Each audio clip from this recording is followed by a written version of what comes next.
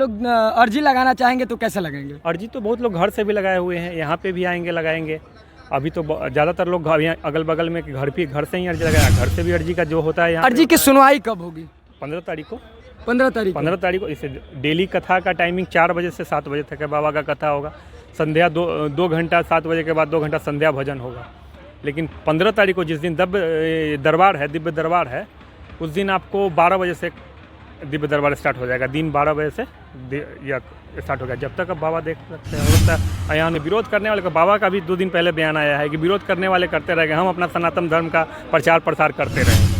DGP बड़े बड़े पदाधिकारी का भी बयान आया है कि बाबा को हम अपने सुरक्षा में लेके आएंगे यहाँ पे नवतपुर एयरपोर्ट से यहाँ तक। अब बाकी का यहाँ का प्रशासन है, यहाँ का वॉलंटियर है जो कि प्रशासन के देख रेख में वॉलंटियर काम करेंगे यहाँ के। और प्रशासन भी एक्टिव है। डेली एसडीएम आते हैं, दानापुर के थाना प्रभारी आते हैं, सब लोग अपना जायजा ले रहे हैं। मनमानी पंखा गिन लीजिए, कम से कम 500 पंखा होंगे, कम से कम 500 पंखा होंगे लगाए हुए सिर्फ पंडाल में। नमस्कार, मेरा नाम है अनिश उपमन्यु। आज हम पहुंच चुके हैं पटना के नौबतपुर में, जहां पे बागेश्वर धाम के धीरेन्द्र कृष्ण शास्त्री का दिव्य दरबार लगने वाला है। आप तस्वीरों में देख पा रहे हैं यहाँ पे कि बड़े बड़े पंडाल बनाए गए हैं ताकि यहाँ पे जो भी श्रद्धालु आएंगे अपनी अर्जी लगाएंगे, उनकी अर्जी स्वीकार होगी तो उनकी पर्चा खोली जाएगी और उनकी जो भी समस्या है उस पर सुनवाई बाबा के द्वारा की जाएगी। यह दिव्य दरबार का जो पंडाल है आप देख सकते हैं कि हर एक तरीके से इसको महफूज किया गया है। इसमें गर्मी का मौसम है, इसको ध्यान में रखते हुए बड़े बड़े पंखे लगाए गए हैं और तमाम सारी यहाँ पे व्यवस्थाएं जो है वो कराई गई है। सबसे बड़ी सवाल यहाँ पे ये होगा कि कुछ लोगों के मन में ये है कि हम दिव्य दरबार में जाएं, धीरेन्द्र कृष्ण शास्त्री का दर्शन करें, लेकिन आने के लिए उनको काफ़ी समस्याओं का सामना करना पड़ सकता है। तो उसके लिए क्या रूट है, कैसे लोग यहाँ पे आएंगे, इसके बारे में जानकारी देने के लिए हमारे साथ कमेटी के सदस्य मौजूद हैं। इनसे हम वार्तालाप करेंगे और ये बताएंगे कि कैसे इस दरबार में आएंगे, कैसे इस दरबार में लोग आ पाएंगे, भक्त जो है वो। ये भक्त अगर बाई ट्रेन आ रहे हैं तो बाई ट्रेन यहाँ का नवतपुर से सबसे नज़दीकी रेलवे स्टेशन दानापुर है जी। बाकी पटना भी है, पटना 25 किलोमीटर है, दानापुर 14 किलोमीटर है, फुलवारी भी 17-18 किलोमीटर है, मसौरी भी है, वो भी 25 किलोमीटर नवतपुर से पड़ता है। तो ये 4-5 स्टेशन जो है ना आने के लिए भक्त जो बाई ट्रेन आना चाहते हैं तो वहाँ से by auto direct auto Navatpur के लिए चलती है 5 स्टेशन। कुछ ऐसे भी भक्त है जो प्लेन से फ्लाइट से भी आना चाहते हैं, उनके लिए क्या एयरपोर्ट से डायरेक्ट कैब आप लेकर नवतपुर आ सकते हैं। एयरपोर्ट से मात्र 15 किलोमीटर 16 किलोमीटर की दूरी है यहाँ पे नवतपुर की। नवतपुर से 1 किलोमीटर डिस्टेंस वॉक है, तरियत मठ है जहाँ पे। नवतपुर से आप 1 किलोमीटर है आ सकते हैं, टहलते हुए आ सकते हैं 1 किलोमीटर। क्या सबसे नज़दीकी स्टेशन यहाँ पे कौन सा है? अरे दानापुर रेलवे स्टेशन बताया ना, दानापुर रेलवे स्टेशन यहाँ से 14 किलोमीटर की दूरी पे है। कितना किराया लग सकता है आने जाने के लिए? बस 15-20 रुपये ऑटो वाले लगभग लेते होंगे, और क्या 15। इतना बड़ा दिव्य दरबार इस गांव में क्या पहली बार? इस गांव में क्या पूरे बिहार में पहली बार इतना बड़ा दरबार लग रहा है। दरबार लग रहा है। तो यहाँ पे क्या क्या व्यवस्था है कि मान लीजिए कुछ ऐसे श्रद्धालु है जो यहाँ पे पूरे कथा जितने दिन चलेगी 13 से 17 तक उतने दिन वो रहेंगे, तो उनके लिए क्या व्यवस्था है? उनके लिए देखिए रहने के लिए टेंट सिटी बनाया गया है जिसमें कम से कम 50,000 आदमी रह सकते हैं जी। और टेंट सिटी बनाया गया, उनके खाने के लिए 24 घंटा व्यवस्था रहेगा, 24 घंटा काउंटर लगा रहेगा खाने के लिए। जो खाना पानी कल लगाया गया है, आज से कल में लगभग 15 कल नया न्यू 15 कल गाड़ा गया है। प्लस में खाने के लिए सारा व्यवस्था, रहने के लिए, सोने के लिए, अभी पंखा उंखा टेंट सिटी में सारा चीज़ लग रहा है। सब जो भी है सो सब निःशुल्क है। शौचालय की व्यवस्था की गई? शौचालय भी आपको 600 शौचालय अभी आ गया और 2-3 दिन में और आएंगे। 600 शौचालय बनाए गए। हाँ। और जो अगर ये बात करें तो इस पंडाल में कितनी संख्या में लोगों के आने का अनुमान लगाई जा रही है? ये आपको आप दिख रहे होंगे पंडाल, आप दिखाया तो जरा कैमरामैन से चाहेंगे पंडाल को दिखाइए। 3 रो में पंडाल बना हुआ है, आपको दिख रहा होगा, सामने स्टेज है, 3 रो में पंडाल बना हुआ है। तीनों रो में कम से कम 3 लाख आदमी का रहने का, 3 लाख स्क्वायर फीट में बना हुआ है, कम से कम 1 स्क्वायर फीट एक आदमी के लिए।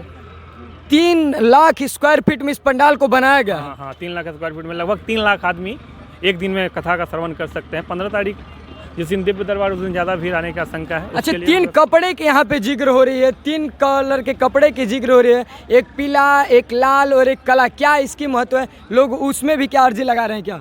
अब वो तो मुझे नहीं पता है कि अर्जी किस में अब वो तो अर्जी लगता है, अब तो ये क्या कहते हैं प्रॉब्लम के अनुसार कि इस प्रॉब्लम है तो ये कपड़ा में अर्जी लगाइए, ये प्रॉब्लम है तो ये कपड़ा में अर्जी लगाइए। नहीं, कहा जाता है कि अगर भूत बाधा होगी तो काले कपड़े में, और मन्नत होगी तो लाल कपड़े में, शादी विवाह की बात होगी तो पीले कपड़े में। वो तो बाबा बता सकते, वो तो हम नहीं बता सकते भैया कि कौन से कपड़ा में कौन सा प्रॉब्लम का सोल्यूशन है। वो तो अगर यहाँ पे लोग अर्जी लगाना चाहेंगे तो कैसे लगेंगे? अर्जी तो बहुत लोग घर से भी लगाए हुए हैं, यहाँ पे भी आएंगे लगाएंगे। अभी तो ज़्यादातर लोग यहाँ अगल बगल में घर से ही अर्जी लगाया, घर से भी अर्जी का जो होता है यहाँ। अर्जी की सुनवाई कब होगी? 15 तारीख को। 15 तारीख को। इसे डेली कथा का टाइमिंग 4 बजे से 7 बजे तक है। बाबा का कथा होगा संध्या 2 घंटा, 7 बजे के बाद 2 घंटा संध्या भजन होगा। लेकिन 15 तारीख को जिस दिन दरबार है, दिव्य दरबार है, उस दिन आपको 12 बजे से दिव्य दरबार स्टार्ट हो जाएगा। दिन 12 बजे से या स्टार्ट हो गया, जब तक अब बाबा देख सकते हैं। हो सकता है यहाँ अनुमान है तो रात 8 बजे तक। अच्छा, दरबार से मठ कितना दूरी पे है? जिस मठ के उपलक्ष्य में ये हो रहा है कार्यक्रम? मठ है उसी के प्रांगण में ही है, दूरी कहाँ है? मठ का दूरी कहाँ है? उसी प्रांगण में है। 100 मीटर 50 मीटर, इसको दूरी थोड़ी कहेंगे, ये तो इसी प्रांगण में ही है। अच्छा, कुछ लोगों के द्वारा विरोध भी किया गया था। तो विरोध देखिए, विरोध करने वाले को बाबा का भी 2 दिन पहले बयान आया है कि विरोध करने वाले करते रहेंगे, हम अपना सनातन धर्म का प्रचार प्रसार करते रहेंगे। सुरक्षा की दृष्टि से किस तरीके से इस पंडाल को और बाबा का महफूज किया गया? सुरक्षा का दृष्टि से देखिए, 2 दिन पहले यहाँ के डीजीपी बड़े बड़े पदाधिकारी का भी बयान आया है कि बाबा को हम अपने सुरक्षा में लेके आएंगे यहाँ पे नवतपुर एयरपोर्ट से यहाँ तक। अब बाकी का यहाँ का प्रशासन है, यहाँ का वॉलंटियर है जो कि प्रशासन के देख रेख में वॉलंटियर काम करेंगे यहाँ के, और प्रशासन भी एक्टिव है। डेली SDM आते हैं, दानापुर के थाना प्रभारी आते हैं, सब लोग अपना जायजा ले रहे हैं। कहा जाता है कि तिल से लेकर ताड़ तक ये सारी व्यवस्थाएं यहाँ पे की गई है। आपको बता तो दिए कि रहने खाने आदमी आने का आपको बता दिए कि ऐसे ऐसे आ सकता है। यहाँ पर कि सुनने में आ रहा है कि अभी मैं कंफर्म नहीं बता सकता हूँ, लेकिन पटना से यहाँ के लिए हो सकता है फ्री सेवा बस भी चले। अच्छा, हाँ। कितनी बस चलेगी? क्या कंफर्म नहीं कर, इसके बारे में कुछ जानकारी है? कितनी बसें चलेगी, कहाँ से कहाँ? बता दे रहा हूँ कि इसकी मैं पुष्टि नहीं करता हूँ, लेकिन बातें चल रही हैं। हो सकता है कि तो कहाँ से कहाँ की बातें चल रही है? पटना से यहाँ नौबतपुर के लिए स्पेशल बस है। कितने किलोमीटर दूरी में? बस यहाँ 20 से 25 किलोमीटर। पटना का पूरा एरिया यहाँ से 25 किलोमीटर, पटना में तो पूरा आ जाता है। पटना जंक्शन यहाँ से 25 किलोमीटर है। अच्छा, कुछ लोग चाहेंगे बाबा से मिलने के लिए, तो क्या वो मिल सकते हैं या नहीं? वो तो बाबा के आने के बाद सिक्योरिटी के अनुसार बता पाएंगे कि क्या है। 3 लेयर में वहाँ पे पंडाल बनाया जा रहा है, 3 टाइप में स्टेज बनाया जा रहा है, क्या उसकी कुछ है? देखिए, पहला जो लेयर है, पहले लेयर पे बाबा खुद रहेंगे। सेकेंड लेयर पर उनके साथ जो संगीतवादी या जो उनके साथ जो साधु संत और रहेंगे वो लोग रहेंगे।